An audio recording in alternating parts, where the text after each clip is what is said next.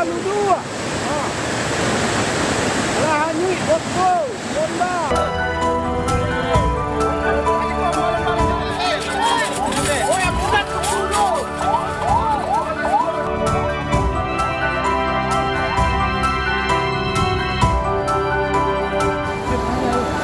Hancur dan air pun masih mengalir deras.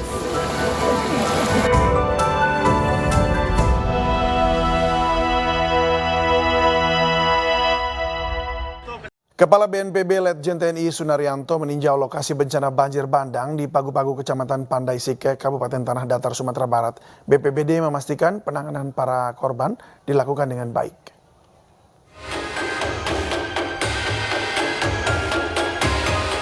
Kepala Badan Nasional Penanggulangan Bencana Letjen TNI Sunaryanto meninjau lokasi terdampak banjir bandang di wilayah Padang Panjang, Kabupaten Agam dan Kabupaten Tanah Datar, Sumatera Barat.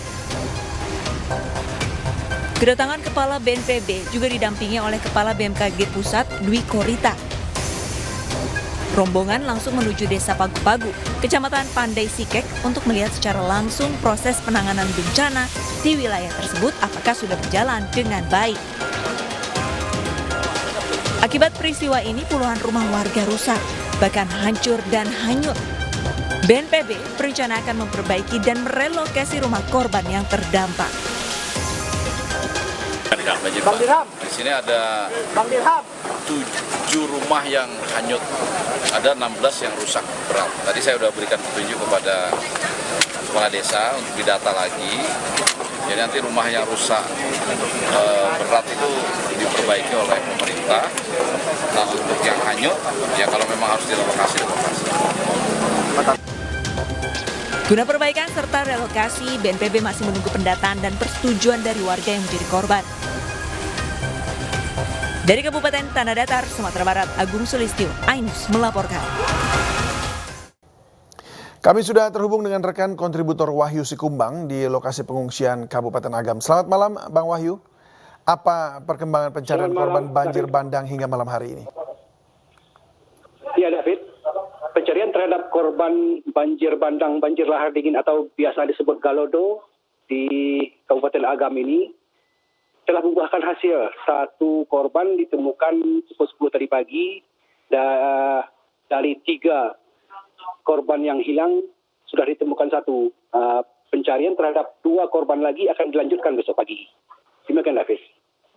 Baik, lalu bagaimana kondisi para pengungsi setelah 3 hari berada di posko? Saat ini para pengungsi masih bertahan di pengungsian-pengungsian, menempati 3 ruangan-ruangan. Saya akan memperlihatkan sekarang di bagaimana kondisinya. Sekarang mati lampu, barusan mati lampu di lokasi. Dengan ini saya coba perlihatkan bagaimana kondisi mereka di dalam ruangan tanpa penerangan. Ini baru kejadian ini lampu matinya. Ini, ya. Oh, meteran turun. Ini jarang-jarang kejadian ini seperti ini. Ya, bantuan dapat terlihat, kita dapat lihat bersama bahwa ini berupa tumpukan pakaian untuk para pengungsi. Ini juga alas sebelumnya ini cuma alas tikar tipis, tapi sekarang sudah beberapa hari ini sudah menggunakan kasur yang sudah mulai tebal. Begitu, David. Baik, lalu bagaimana dengan logistik untuk makanan ya? Apakah masih cukup? Ya, David.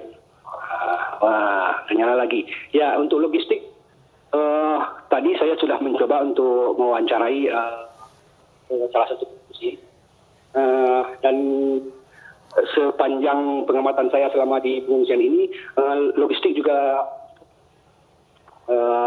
setiap harinya juga pasokan logistik bantuan terus berdatangan.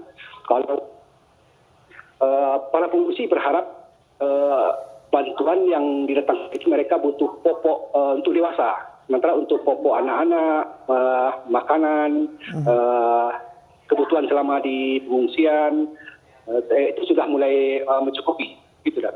Ya, lalu bagaimana dengan sanitasi dan juga air bersih, kebutuhan untuk sehari-hari itu? Betul sekali, David. Untuk sanitasi ini memang agak kurang ya. Seperti tadi, sejak hari Minggu kemarin sampai Selasa pagi tadi, itu air di sekolah ini lancar.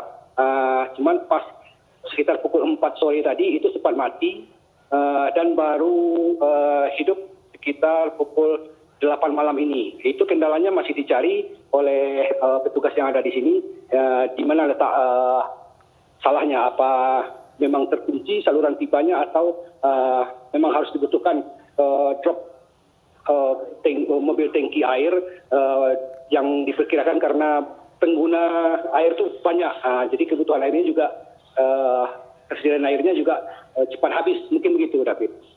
Baik, lalu bagaimana dengan kondisi kesehatan dari para pengungsi saat ini? Apakah ada yang sudah mulai atau mungkin merasa kurang tidak enak begitu, badan sakit? Tadi saya sudah berkunjung ke posko kesehatan di sini, di sebelah ruang kelas yang paling ujung. Itu petugas mengatakan ada beberapa pengungsi yang mengeluh batuk atau luka-luka sedikit begitu, tapi tidak parah. Di pos itu juga di posko kesehatan itu tidak hanya pengungsi yang memeriksakan kesehatannya, tapi juga petugas yang merasa kecapean, begitu. Sepanjang hari ini petugas mengaku ada 15 pengungsi dan para petugas yang memeriksakan kesehatannya. Di antaranya mungkin tensi rendah, kebanyakan seperti itu. Cuman yang parah-parah itu belum ada sampai saat ini. Itu, David. Baik, Bang Wahyu Sikumbang, terima kasih sudah berbagi bersama kami dan selamat bertugas kembali. Kami akan update selanjutnya. Selamat malam.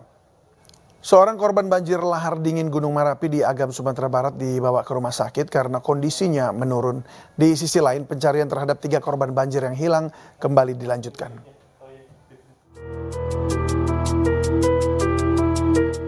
Inilah Bintang Pratama, remaja 16 tahun, salah satu korban banjir lahar dingin Gunung Merapi di Agam, Sumatera Barat. Bintang hanyut terseret derasnya arus banjir sejauh 2 km pada Sabtu malam lalu usai rapat di sebuah masjid. Akibatnya, Bintang menderita luka gores di sekujur tubuhnya. Ketika air besar itu, motornya ditinggalkan dan dia berusaha menyelamatkan diri, mencari tempat yang tinggi. Dan ketika tidak beberapa lama, tempat itu roboh. Tempat dia berdiri itu. Jadi dia terbawa hanyut sejauh 2 km. Ditemukan, Bang? Ditemukan jam setengah 12. Dibawa ke puskesmas, lalu saya kejar ke puskesmas dan saya bawa ke rumah sakit Yarsi. Setelah 2 hari dirawat di rumah sakit, Bintang terpaksa kembali dibawa ke RSUD Dr. Ahmad Mukhtar Bukit Tinggi. Kondisi Bintang menurun dan mengeluh sakit kepala tak tertahankan. Musibah banjir lahar dingin Gunung Merapi menewaskan 20 orang warga di Kabupaten Agam. 3 korban yang berasal dari Kecamatan Sungai Pua dan Kecamatan Canduang belum ditemukan, dan pencarian kembali dilakukan mulai Selasa pagi. Dari Agam, Sumatera Barat, Wahyu Sikumbang, iNews melaporkan. Ya, dan pemirsa, hingga kini banjir masih merendam sejumlah wilayah di Kabupaten Wajo, Sulawesi Selatan, dan pengungsi di sejumlah posko mulai mengeluhkan sakit dan kekurangan makanan serta air bersih.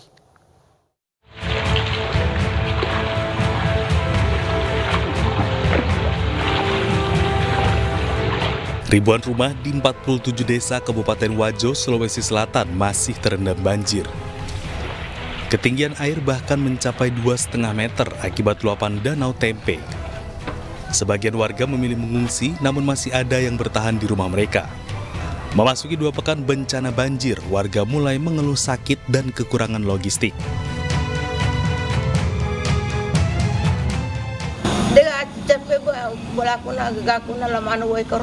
Oh, sudah tenggelam rumah tak? Iya, dia wola kasi, okamateka dia wola.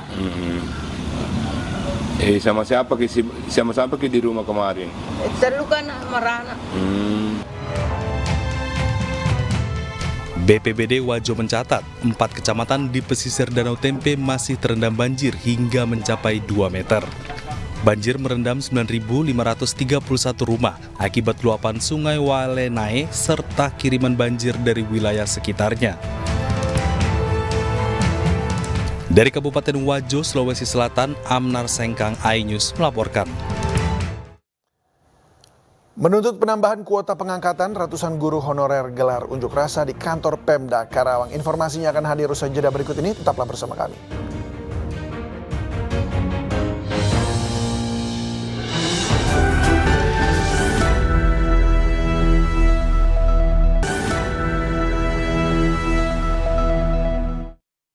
Anda kembali menyaksikan iNews Prime. Ratusan guru honorer gelar aksi unjuk rasa kantor pemerintah daerah Karawang, Jawa Barat. Mereka menuntut penambahan kuota formasi pengangkatan pegawai pemerintah dengan perjanjian kerja pada tahun 2024 disesuaikan dengan jumlah guru honorer saat ini.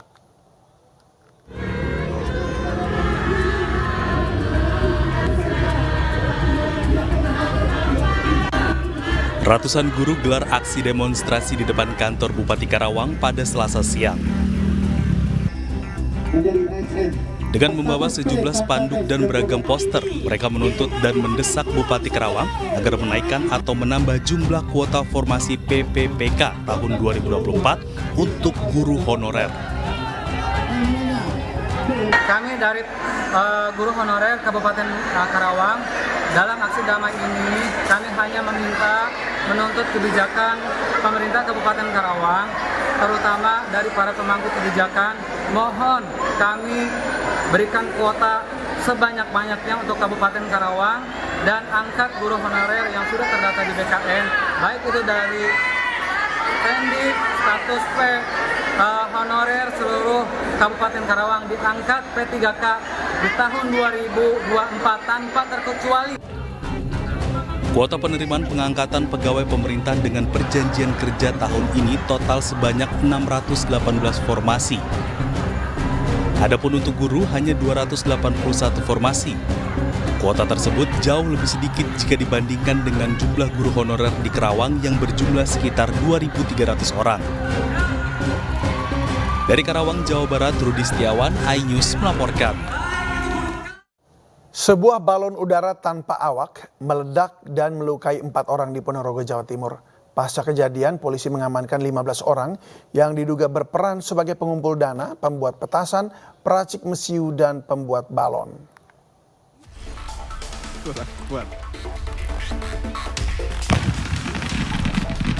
Pasca kejadian meledaknya balon udara tanpa awak yang dipasangi petasan di Ponorogo, Jawa Timur, warga desa menutup diri. Bahkan keluarga korban luka enggan ditemui polisi. Saat ini polisi mengamankan 15 orang warga desa setempat yang diduga terlibat. Di antaranya sebagai peracik mesiu, pembuat petasan, pembuat balon, dan pengumpul dana. Juga turut diamankan barang bukti berupa sisa petasan, sisa balon, dan peralatan membuat petasan.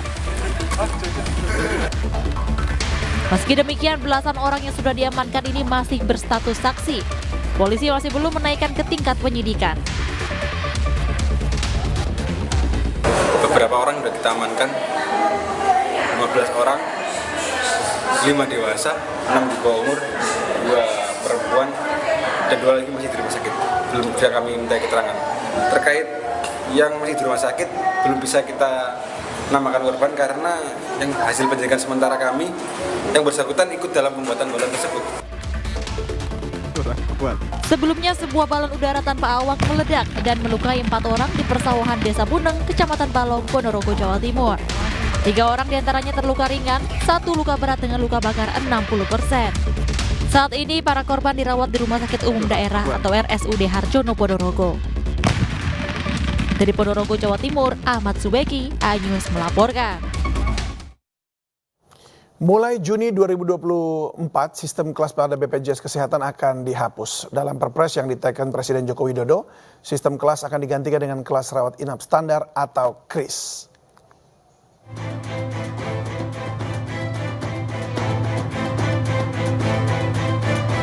Presiden Joko Widodo menaikkan Peraturan Presiden Nomor 59 Tahun 2024 tentang perubahan ketiga Perpres Jaminan Kesehatan. Dalam aturan ini, tidak ada lagi sistem kelas pada BPJS Kesehatan. Nantinya, sistem kelas akan berganti menjadi kelas rawat inap standar atau KRIS. Dalam sistem ini, semua golongan masyarakat mendapat pelayanan yang sama dari rumah sakit, baik pelayanan medis maupun non-medis. Sebelumnya, fasilitas rawat inap dibedakan sesuai kelas, yakni kelas 1, 2, dan 3. Itu hanya berbeda tempat dirawat inapnya saja jika yang bersangkutan itu dirawat di rumah sakit. Tapi kalau berobat ke puskesmas, kemudian berobat jalan di rumah sakit di spesialis itu tidak ada perlakuan yang berbeda. Jadi kelas itu hanya apabila dirawat inap. Nah tentunya kelas 1, 2, 3 itu kalau untuk peserta JKN selama ini pelayanan diberikan sama. Dokternya sama, obatnya sama, cuma jika tidur tempatnya berbeda. Kayak tadi mungkin katanya dengan single kelas 1, kelas KRIS itu kita tunggu saja nanti penetapan dari Kementerian Kesehatan bagaimana. Kami concern adalah BPJS mempertahankan mutu dan aksesnya tidak berkurang. Fasilitas kelas rawat inap standar memiliki 12 syarat yang harus dipenuhi rumah sakit. Beberapa di antaranya berisi maksimal 4 tempat tidur per ruang rawat inap, dengan jarak antar tepi tempat tidur minimal 1,5 meter. Tersedia pula nakas per tempat tidur, 2 kotak kontak, dan nurse call. Diatur pula tentang standar pencahayaan dan ventilasi udara. Kemudian bersuhu ruangan mulai 20 sampai 26 derajat Celcius dan tersedia outlet oksigen. Terdapat kamar mandi dalam setiap ruangan sesuai standar aksesibilitas. Dari Jakarta, Tim Liputan iNews melaporkan. Penerapan kelas rawat inap standar atau KRIS akan dilakukan paling lambat tanggal 30 Juni 2024. Sementara untuk besaran iuran masih dalam pembahasan dan akan diputuskan sebelum 1 Juli 2025. Ya ini karena perpresnya baru ditandatangani ya, untuk langkah selanjutnya kan memang kita harus melakukan revisi ya terhadap beberapa peraturan Menteri Kesehatan, termasuk juga penetapan iuran mengenai BPJS ini. Karena kita harus menghitung juga manfaat apa setelah penerapan kelas rawat inap standar ini, nanti benefitnya itu seperti apa. Benefit itu artinya kalau kemudian perhitungannya iuran itu masih ada tambahan-tambahan yang selama ini tidak dijamin oleh BPJS akan dimasukkan di dalam BPJS ya. Viral seorang ASN di Kabupaten Konawe menerobos barisan pengamanan Presiden Joko Widodo. Informasinya akan kami hadirkan usai jeda berikut ini. Tetaplah bersama kami.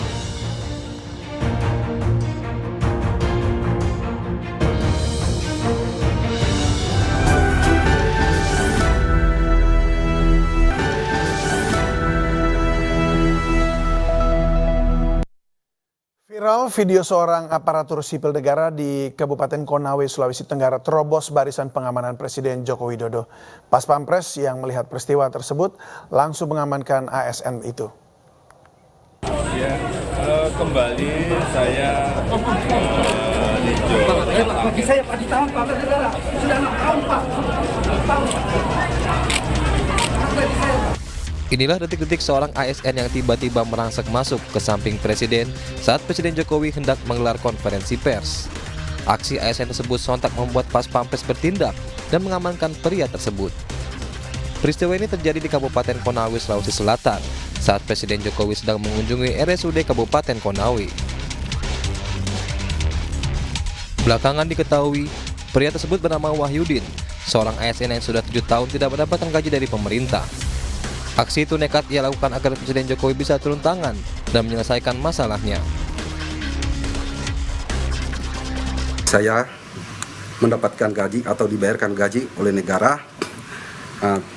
Terkait dengan perkembangan waktu, di tahun 2018 itu tiba-tiba gaji saya dihentikan atau NIP saya dibekukan. Kepada Presiden Republik Indonesia khususnya Pak Joko Widodo, perkara ini, permasalahan ini bisa diselesaikan sampai saya bisa puas. Usai berkunjung ke RSUD Konawe, Presiden Jokowi dan rombongan kemudian melanjutkan kunjungan kerja untuk meresmikan bendungan Ameroro. Sementara itu, pihak istana belum memberikan respon terkait aksi yang dilakukan oleh Wahyudin di RSUD Konawe. Dari Kabupaten Konawe, Sulawesi Tenggara, Febriano Tameng, iNews melaporkan. Komisi Pemberantasan Korupsi KPK siap mengawasi program makan siang gratis yang digagas Presiden dan Wakil Presiden terpilih Prabowo Gibran. Program andalan Prabowo Gibran itu diawasi karena memiliki anggaran yang besar dan rawan dikorupsi. Apakah program itu telah tepat atau perlu penyempurnaan atau seperti apa? Program itu enggak seperti lagu yang sering dinyanyikan tempo-tempo dulu kan, kalau malam minum susu, itu enggak seperti itu. Itu dilakukan kajian-kajian yang betul-betul komprehensif, dan KPK adalah lembaga yang diamanatkan oleh negara untuk melakukan kajian. Karena anggarannya sangat besar itu Pak? Ya? Anggaran sangat besar itu, apakah KPK akan jadi prioritas utama untuk menjaga anggaran makan siang gratis? Ya, lepas daripada itu, lepas pun dari anggaran yang sedemikian besar juga, artinya setiap program yang dijalankan kita seharusnya lakukan kajian. Labbaik Allahumma labbaik, labbaik la syarika laka labbaik, innal hamda wan ni'mata laka wal mulk la syarika lak. Sejumlah embarkasi haji di Indonesia mulai memberangkatkan jemaah dari kloter 4. Mayoritas jemaah merupakan JCH lansia.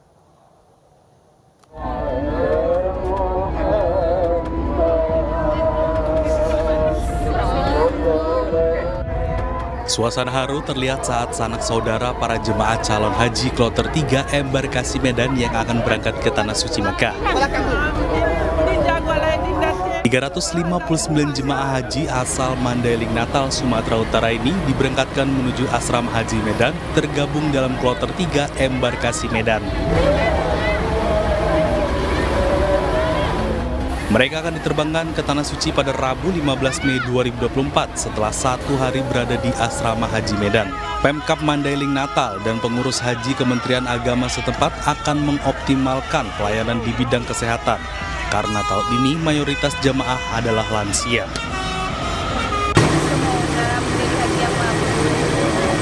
Semua yang sunat sama yang wajibnya terlaksana, pulang ke tanah air dengan sehat dan selamat.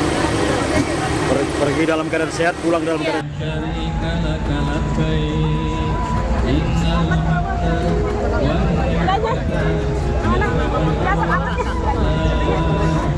Sama halnya di Majalengka, Jawa Barat, para jemaah calon haji mendapatkan perpisahan penuh haru oleh keluarganya.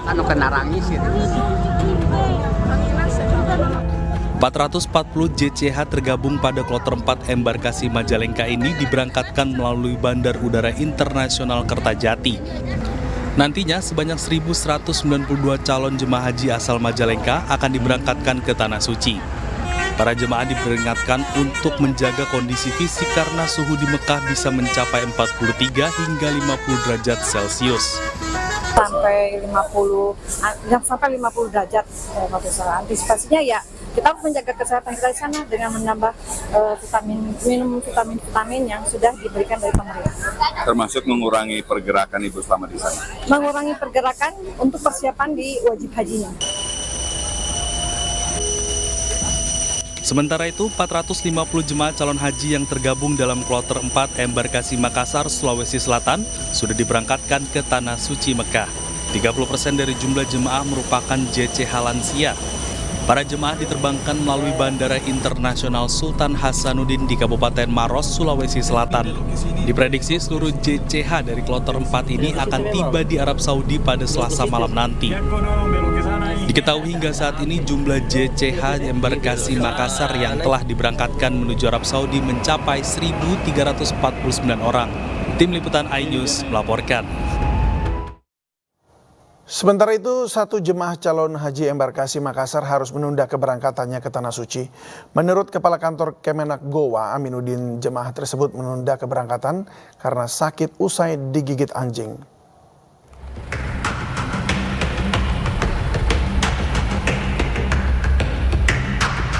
Ratusan jemaah calon beserta 9 petugas haji asal Kabupaten Goa tiba di Asrama Haji Sudiang, Makassar, Sulawesi Selatan Selasa sore.